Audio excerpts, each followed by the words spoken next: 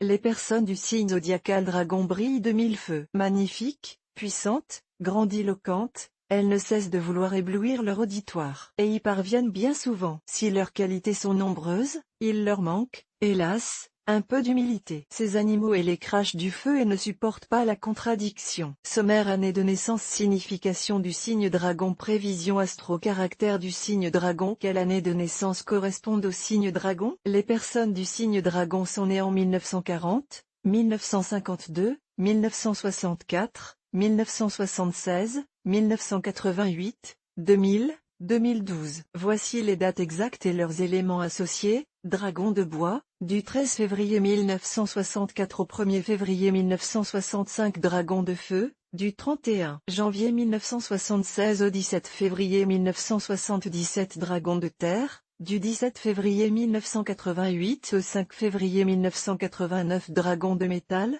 du 8 février 1940 au 26 janvier 1941 et du 5 février 2000 au 23 janvier 2001. Dragon d'eau, du 27 janvier 1952 au 13 février 1953 et du 23 janvier 2012 au 9 février 2013. Quelle est la signification du signe dragon? Le dragon figure à la 5e place des signes de l'horoscope chinois. De sensibilité yang, c'est-à-dire masculine, son élément est le bois. Ses couleurs attirant la chance sont le blanc et l'or. Sa fleur de prédilection, ou plutôt son arbuste, est le clérodendron grimpant. Ce signe a les caractéristiques du bélier dans l'horoscope occidental. Dans la culture chinoise, le dragon symbolise la réussite et la puissance. Le dragon était l'emblème des empereurs chinois qui se faisaient eux-mêmes appeler fils de dragon. Quelle prévision astro pour le signe dragon? Votre futur est-il enflammé? Ou bien allez-vous rencontrer des difficultés? Notre expert en astrologie asiatique vous donne ses prévisions d'aujourd'hui et des jours à venir pour les natifs du dragon. Horoscope chinois dragon 2023, de beaux succès professionnels. Quel est le caractère du dragon? Le dragon est un fonceur.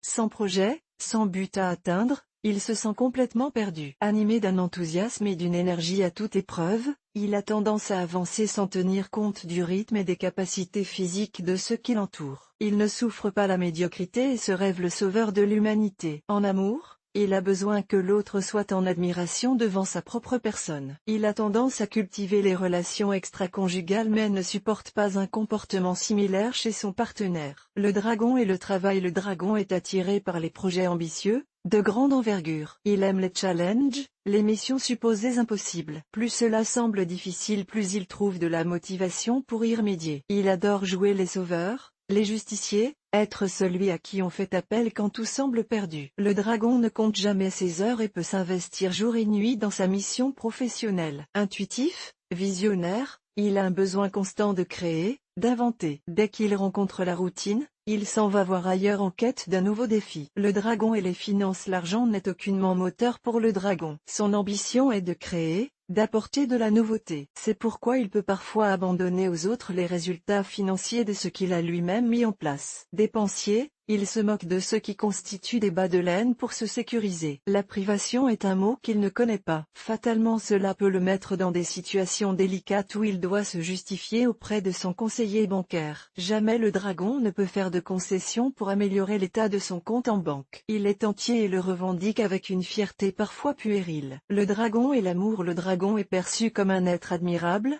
irrésistible, et il en est bien conscient. Lui-même recherche l'exceptionnel, l'inattendu, l'extraordinaire. Il peut tomber amoureux et, du jour au lendemain, larguer les amarres pour de nouveaux horizons. Quand il est couple, il a besoin de sentir qu'il suscite de l'admiration dans le regard de sa moitié. Ainsi, pour le séduire, il faut s'enflammer pour ses projets, lui dire qu'il est unique, irremplaçable. Il est également impératif de ne pas étouffer ce drôle d'animal, de lui laisser un sentiment de liberté. Trop d'effusion dans les sentiments risque de le faire fuir. Le dragon et la famille. Le dragon préfère le tumulte extérieur à la tranquillité d'un doux foyer. Le feu de bois et les charentaises, ce n'est pas pour lui. Il lui faut acquérir une certaine expérience, une certaine maturité avant d'avoir des enfants et d'être en mesure de s'en occuper dans les règles de l'art. Le dragon peut se montrer sentencieux et demander à ses progénitures de réaliser ce qui est pour lui l'image de la réussite, ce qui peut créer des incompréhensions avec les enfants comme avec sa ou son partenaire. Qualité principale du dragon: intelligent, impulsif et anticonformiste. Dragon célèbre: Monica Bellucci, Rihanna, Adèle. Top compatibilité, avec les signes rats et singes dragon de bois. Le dragon de bois brille par sa créativité et son imagination. Très ouvert d'esprit, il aime être entouré de personnes aux profils différents. Mais pour se sentir bien, il lui faut dominer, avoir le statut de chef. Il est persuadé de posséder la vérité, ce qui ne manque pas de lui créer quelques animosités. Dragon de feu.